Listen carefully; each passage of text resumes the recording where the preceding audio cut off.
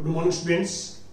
आज हम 10th class में एक्सरसाइज 7.2 एंड 7.3 के कुछ डाउट्स क्लियर करेंगे आपके। जैसे क्वेश्चन नंबर 7 है, ध्यान से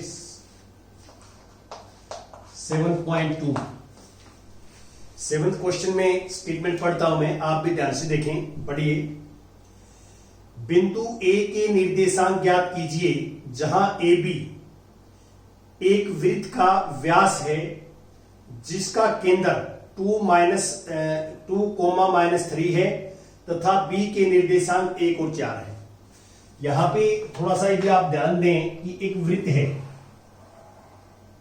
ये वृत्त है और ये एक व्यास है, ये केंद्र है इसका, ये ए और बी है।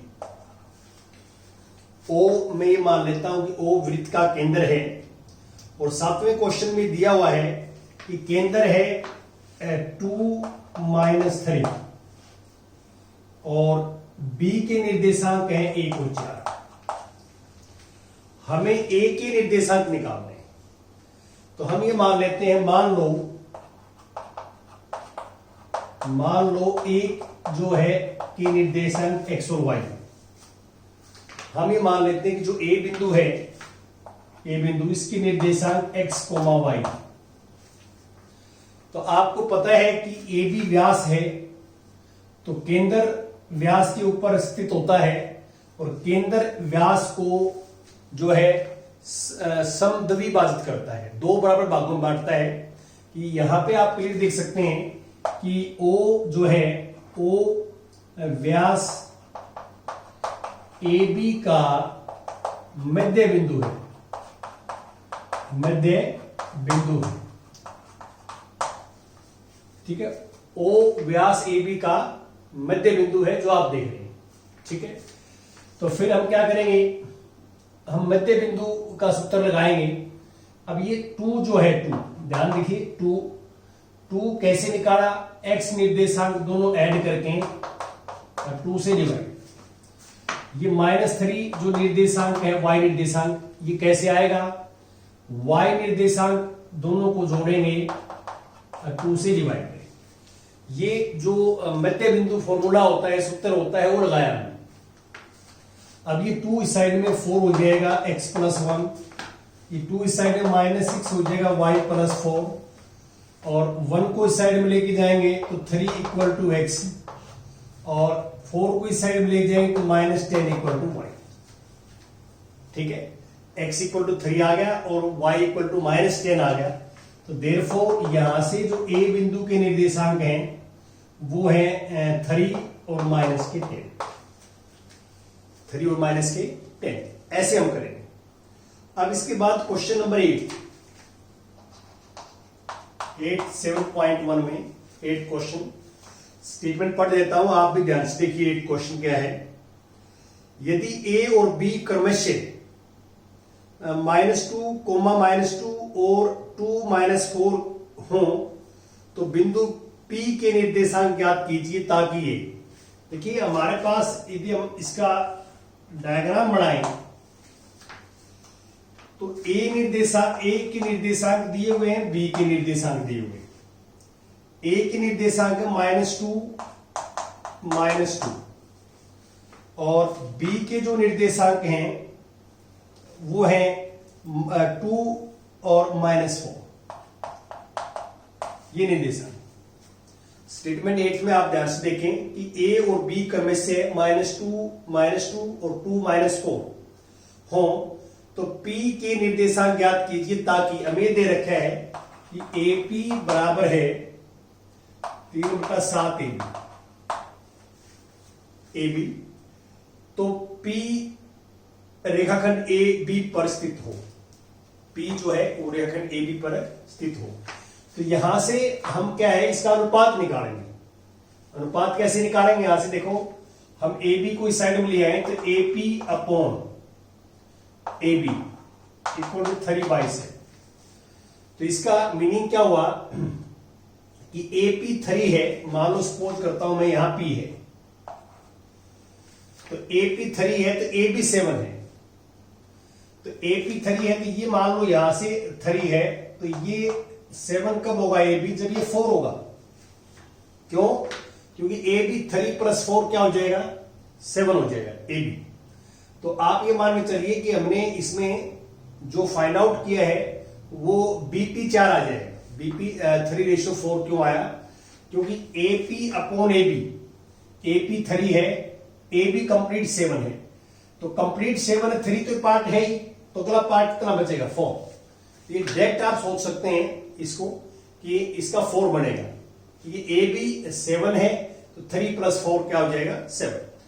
अब ये अनुपात आ गया। अभी पी जो है वो ए बी को 3:4 में विभाजित करता है। ये अनुपात आपने निकाल लिया। अब आप ये मान लेंगे कि एक्स वाई है। मान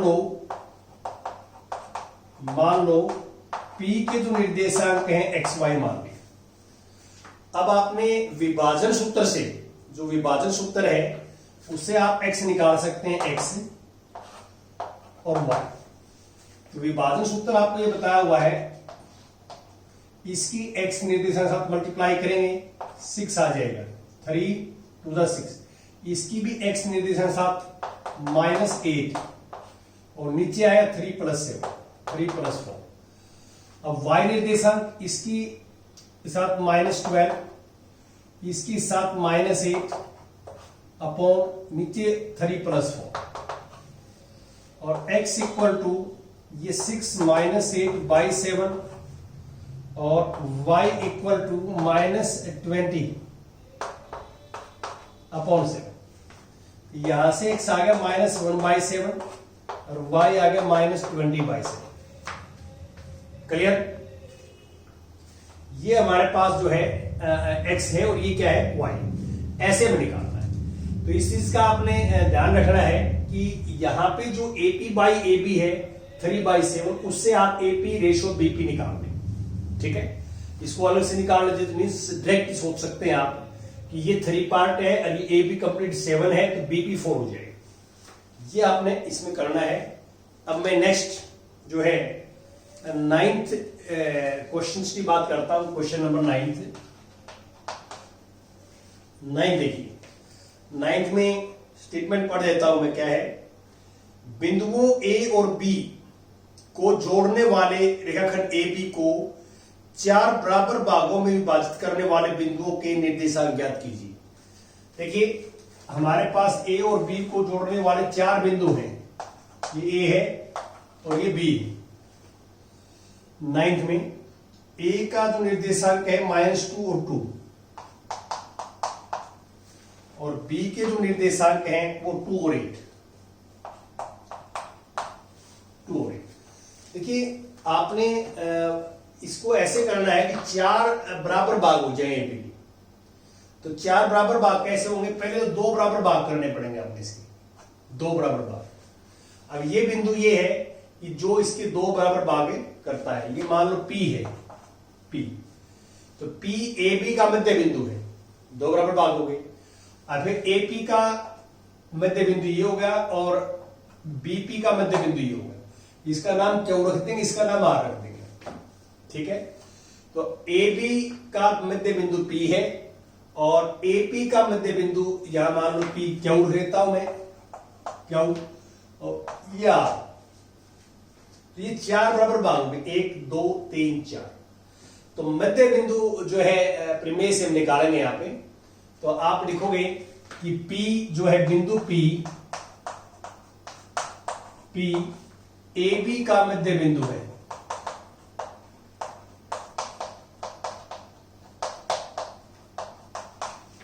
बिंदु P जो है वो AB का मध्य बिंदु है और ये AB का मध्य बिंदु है P। तो P के निर्देशांक हम निकाल सकते हैं। कैसे? इन दोनों को ऐड करके 2 से डिवाइड करेंगे। दोनों को जोड़ोगे -2 + 2 0 / 2 0 और 2 + 8 10 / 5 ये आ जाएगा। ये इसलिए जो P बिंदु है P में कैसे निकाला हमने?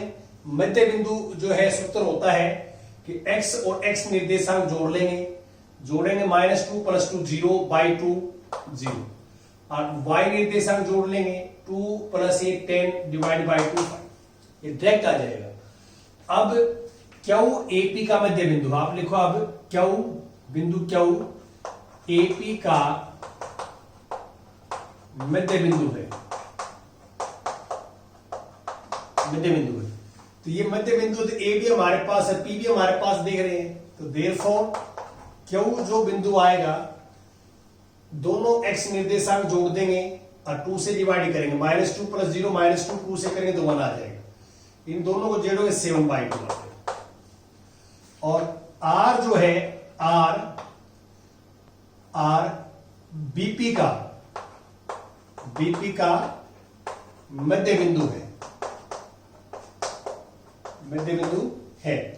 तो बीपी का मध्य बिंदु है, तो पी ये है, बी ये है, तो दोनों को जोड़ेंगे तो यह आर निकालेंगे मध्य बिंदु सूत्र से। 0 + 2 2 भाग देंगे 2 से 1, 5 और 8, 5 में 8 जोड़ोगे तो 13/2 ये आ जाएगा। ये हमने बिंदु निकालने। तो थोड़ा सा सोचना है आपने कि कैसे रेशियो बनेगी और क्या निकलेगा इसके अंदर से। अब हम आगे चलेंगे, कंटिन्यू करेंगे।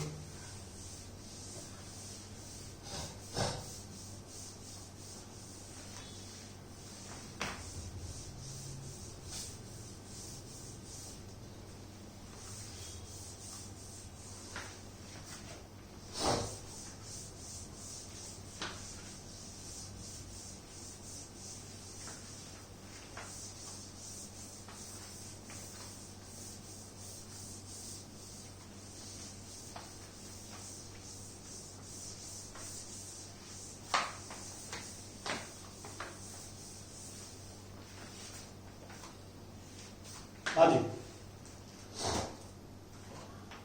इसके बाद आता है नेक्स्ट क्वेश्चन नंबर 10। देखिए आप 10th क्वेश्चन, 10th स्टेटमेंट पढ़ देता हूं। 10th में क्या है आप भी ध्यान से देखिए। एक समचतुर्भुज का क्षेत्रफल ज्ञात कीजिए जिसके शीर्ष इसी क्रम में, समचतुर्भुज है, समचतुर्भुज वो होती है जिसकी चारों भुजाएं बराबर हों,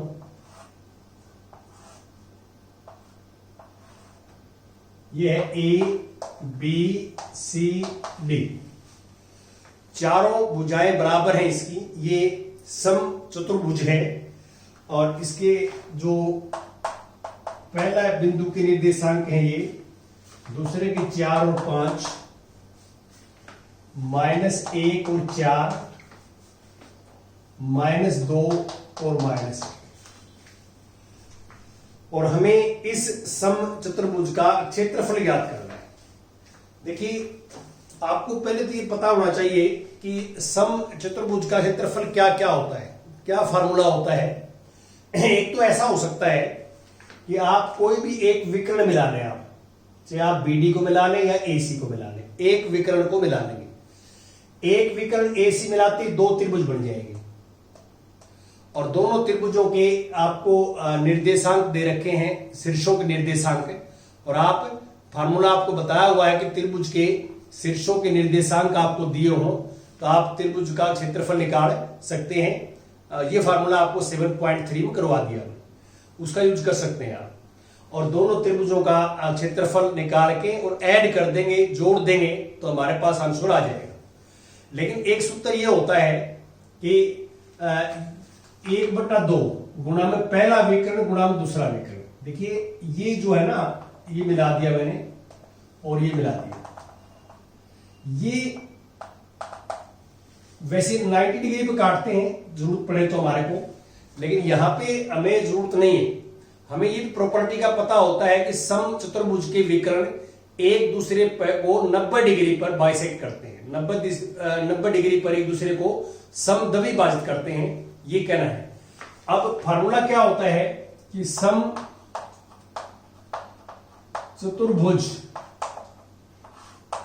का क्षेत्रफल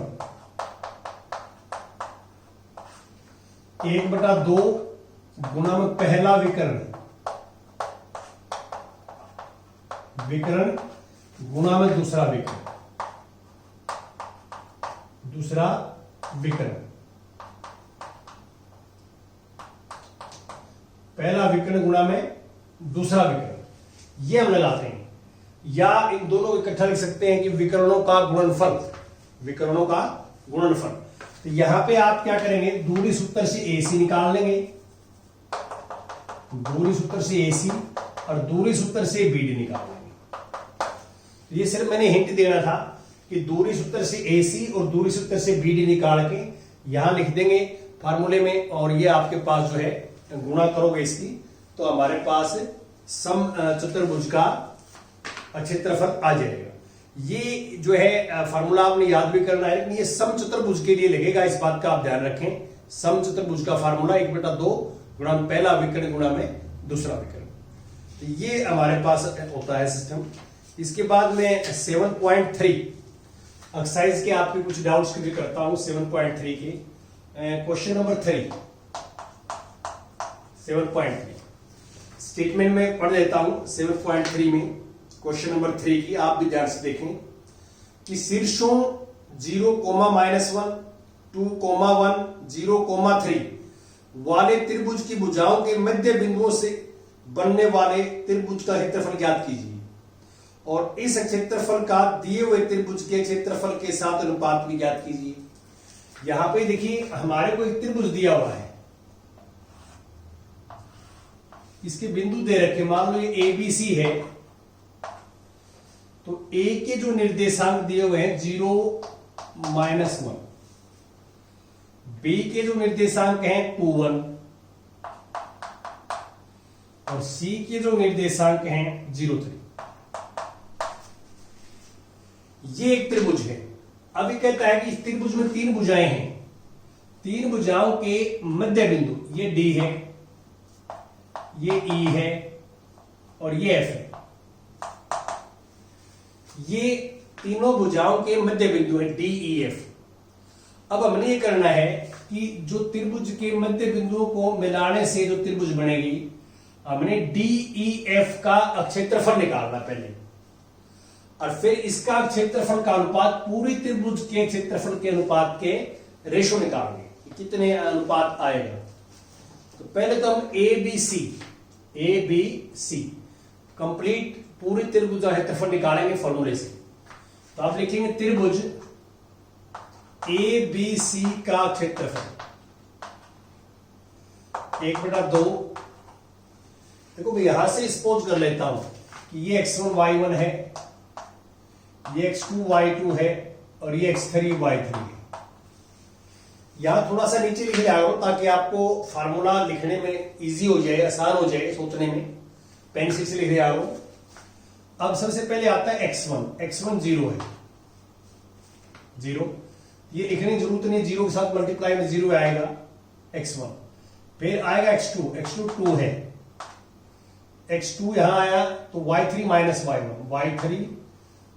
y1 तो +1 हो जाएगा।